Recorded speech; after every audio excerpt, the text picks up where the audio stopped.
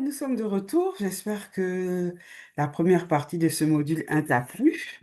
On va continuer. Alors, en deuxièmement, comment faire pour détecter les soft skills? Mercredi dernier, quand on a eu à discuter, tu m'avais dit, j'ai bien aimé. Ah, voilà ce que je fais. Et au fil de la discussion, on a vu vraiment que il y avait un potentiel qui était là en toi, vraiment de mise en relation, que c'était quelque chose que tu faisais facilement, que tu faisais de manière très aisée. Voilà. Alors, mais de manière concrète, comment détecter ces soft skills? Parce que c'est quelque chose d'important, c'est quelque chose qui a à voir avec ta carrière, si tu veux. On va pas vraiment faire de la devinette. Non, je crois que, je pense. Non. Il faut que ça soit concret pour qu'on puisse exploiter ça, pour mettre en avant, pour que ta carrière puisse évoluer. D'accord? Alors, la première des choses à faire, tout simplement, c'est le storytelling. Le storytelling, ça, c'est ce qu'on a fait la semaine dernière. C'est-à-dire le storytelling peut être écrit comme oral. Écrit, c'est quoi? Tu prends une feuille de papier et tu énumères, tu fais un historique, tu fais ta biographie si tu veux. Je n'ai pas dit tu écris ton CV, tu fais ta biographie professionnelle, tout ton parcours, tout ce que tu as à faire, tu notes tes expériences, tes mauvaises expériences, tu notes tout sur le papier. Ou alors, on peut le faire de manière orale. Ça, c'est ce qu'on a vu la semaine dernière, qu'on avait fait mercredi matin lors de notre rencontre à 5 heures le matin. Alors, mais pour ça, il faut le faire de manière très méthodique et analytique. Voilà. Pourquoi? Parce que les soft skills sont difficiles à détecter. Pourquoi? Parce que c'est quelque chose que l'on fait et on se rend pas compte. Voilà. Et tellement on se rend pas compte qu'on a du mal à le formaliser. Voilà. Alors, le plus important, quand on fait le storytelling, voilà les deux canevas qu'il faut prendre. Je parle de manière personnelle et de ce que j'ai appris dans mes formations, puisque j'ai fait un certificat en ressources humaines aux Nations Unies. Voilà. Alors, pour savoir vraiment, parce que c'est, comme je t'ai dit, c'est lorsqu'on a le dos au mur, c'est quand on est dans une certaine situation, voilà, que l'on arrive à développer nos soft skills. Quand tout est normal, tout est plat, bon, ok, d'accord, on fonctionne de manière normale. Alors, faut regarder dans ta carrière les momentum que tu as eu, c'est-à-dire les moments où tu as eu de la joie, où tu as eu du succès, où tu as eu des victoires. Par exemple, tu m'avais dit que là où tu travailles, tu avais pu faire une levée de fonds de 1 million d'euros, 1 million de dollars ou 1 million d'euros, je sais plus. Enfin, ou 1 milliard. Enfin, bref, bon, j'ai mis 1 million d'euros parce que je me souvenais plus de la devise, voilà, de ce que tu m'avais dit en tout cas, tu as pu lever une somme importante. Ça, c'est une victoire. OK. Tu m'as dit que quand tu travaillais à la banque, tu arrivais souvent à faire des intermédiations entre le risque et l'exploitation. Ça, ce sont des victoires. OK. Deuxièmement, il faut voir les opportunités auxquelles tu étais confronté lors de tes passages à vide. Passage à vide, c'est lorsque tu es renvoyé d'un boulot, quand tu étais accusé injustement au travail, quand tu as fait une mauvaise performance, voilà. Ce sont ces moments-là qu'il faut prendre. Par exemple, là, tu m'as dit que quand tu as eu ton passage à vide à Paris, tu avais cherché du travail, donc, entre guillemets, tu étais au chômage, on t'a fait des offres pour être commercial dans des banques que tu as refusées. Pourquoi commercial? On a vu ton CV, mais pourquoi on t'offre un poste de commercial? On t'offre pas un poste d'analyste ou ce que tu faisais à la banque, mais on a vu en toi une commerciale. Quelque chose en toi que toi, tu n'as pas vu. Voilà. Et aussi, il faut voir aussi, troisièmement, le genre d'opportunités auxquelles tu es confronté souvent. Moi, par exemple, je prends dans mon cas, les gens, je ne sais pas ce qu'il y a sur moi, mais les gens viennent souvent me voir, même de manière banale, même en dehors du travail, pour me confier de l'argent. Mais je ne suis pas une banque, les gars. Ou alors me demander des choses conseils. Voilà, j'ai tant d'argent que j'aimerais placer. Qu'est-ce que tu me proposes? Ou alors, voilà, je te confie telle somme parce que toi, je te fais confiance. Je n'ai pas appris ça à l'école. Qu'est-ce que tu as vu sur moi pour me confier ton argent? Tiens, voilà, non, il faut garder. Non, moi, si j'ai de l'argent, c'est à toi que je veux confier. OK, voilà. Donc, il faut faire vraiment le résumé de tout ça. Et à partir de là, tu vas voir que ça va raconter une histoire.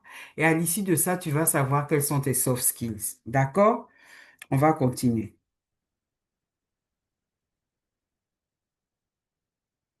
Alors, Pourquoi la technique du storytelling marche-t-elle? Pourquoi? Parce que à travers la technique du storytelling, les soft skills que l'on détecte là, ce ne sont pas des déclarations, ce sont des preuves concrètes. Ce sont des preuves qu'on en a déduites concrètes à travers l'histoire que tu as racontée. On s'applique sur des faits réels, on s'applique pas sur des suppositions. Voilà. C'est important parce que la personne prend en compte elle prend conscience des leviers qu'elle n'utilisait pas. Tu prends conscience, on a parlé dans ton cas de la mise en relation. Tu t'es dit, mais attends, c'est vrai, on dirait que j'ai ça, mais tu vois que c'est vraiment une compétence que tu sous-évalues. Or, aujourd'hui, dans le domaine de la levée de fonds, la mise en relation est importante.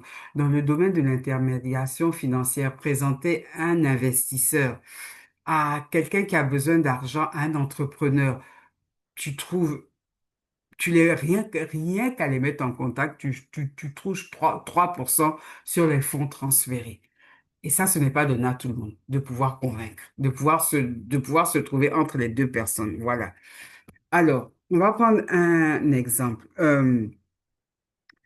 Dans la start-up où tu travailles en ce moment, si tu me dis, j'ai trouvé un investisseur grâce à une ancienne connaissance, par exemple, de la Générale ou bien de la BCC, ouais, bon, j'ai trouvé ça comme ça, j'ai appelé un ancien collègue comme ça, il m'a donné le numéro de quelqu'un et c'est comme ça que je trouvais cet investisseur. Alors là, Karen, tu sais pas que tu es en train de bâtir un capital relationnel très important que tu pourrais activer davantage.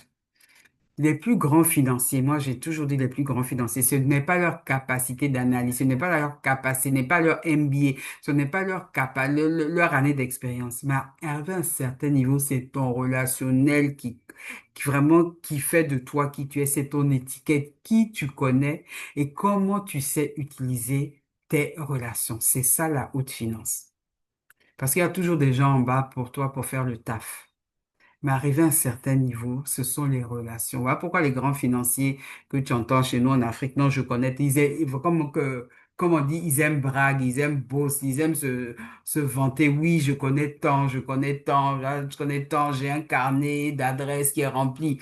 Tu vas te dire, mais qu'est-ce que ça va voir avec la finance? Oui, il connaît tant, oui, parce que si tu connais tant, tu as la possibilité de le convaincre. Il y en a même parmi les grands financiers, je ne vais pas dire son nom, qui est propriétaire d'un SPAC, je sais pas, c'est un fonds qui est logé à la bourse à New York là-bas.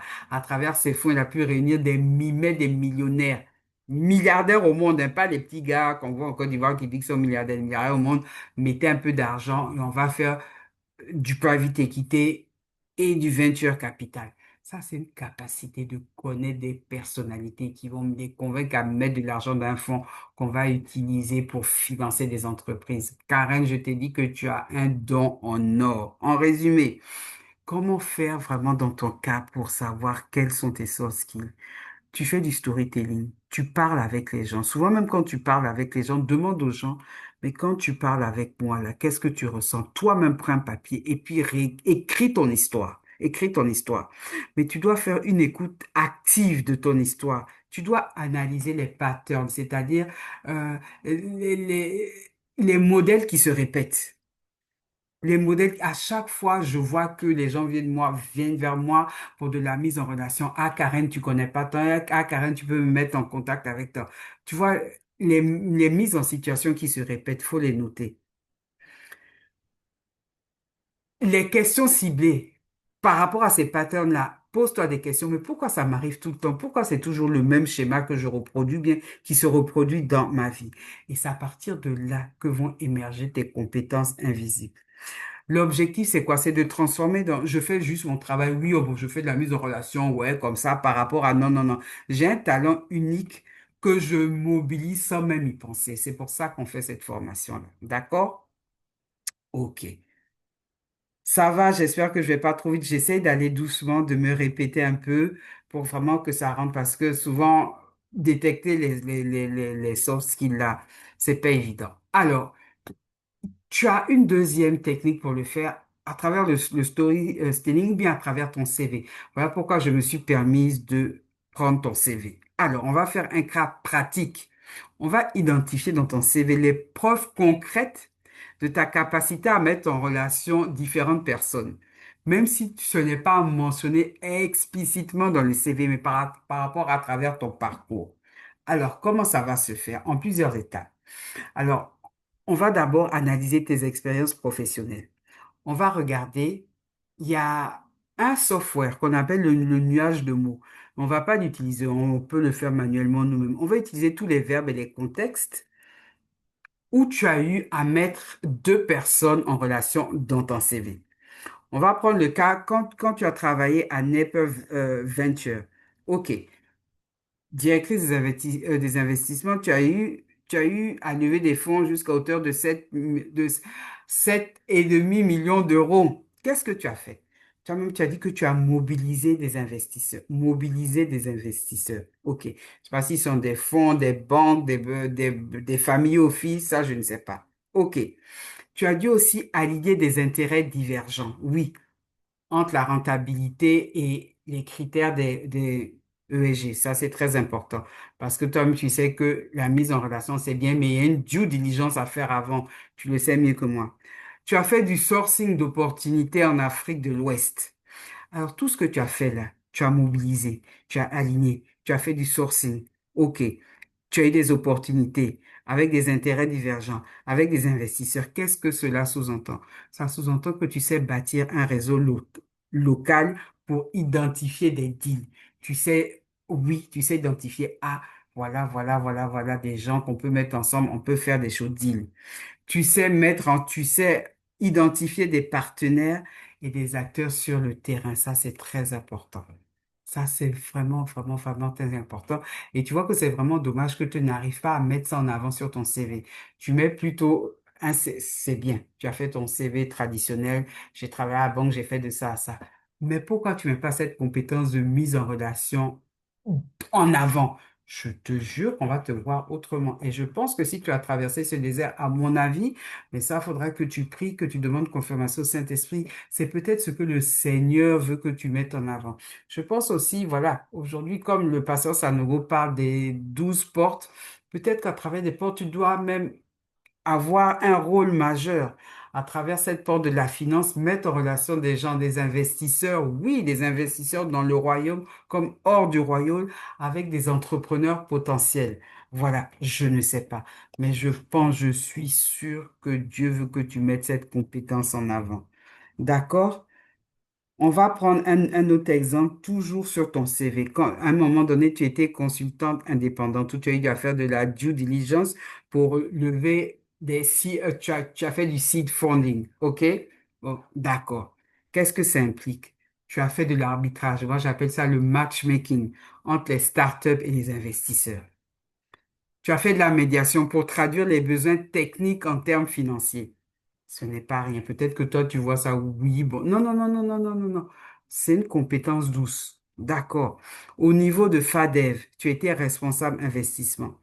Tu as eu à faire de la structuration. Qu'est-ce que cela cache? Qu'est-ce que cela cache en bas de cette structuration? Tu as dû négocier avec des fournisseurs, avec des distributeurs, avec des institutions locales. Donc, tu vois que tu as une compétence négociatrice, médiation, arbitrage.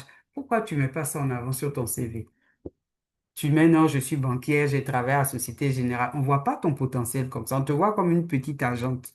On voit pas cette capacité de leader que tu as en toi. D'accord? OK. J'espère que je vais pas trop vite. Alors, on va s'arrêter là. On va faire l'étape 2. Là, l'étape 1, il fallait analyser ton CV. Mais l'étape 2, il y a des mots invisibles que tu n'as pas mis sur ton CV qui vont traduire le fait que tu es quelqu'un qui sait faire de la mise en relation. C'est ce qu'on va voir dans la troisième vidéo. Donc, je te dis à tout à l'heure et puis prends le temps de réfléchir.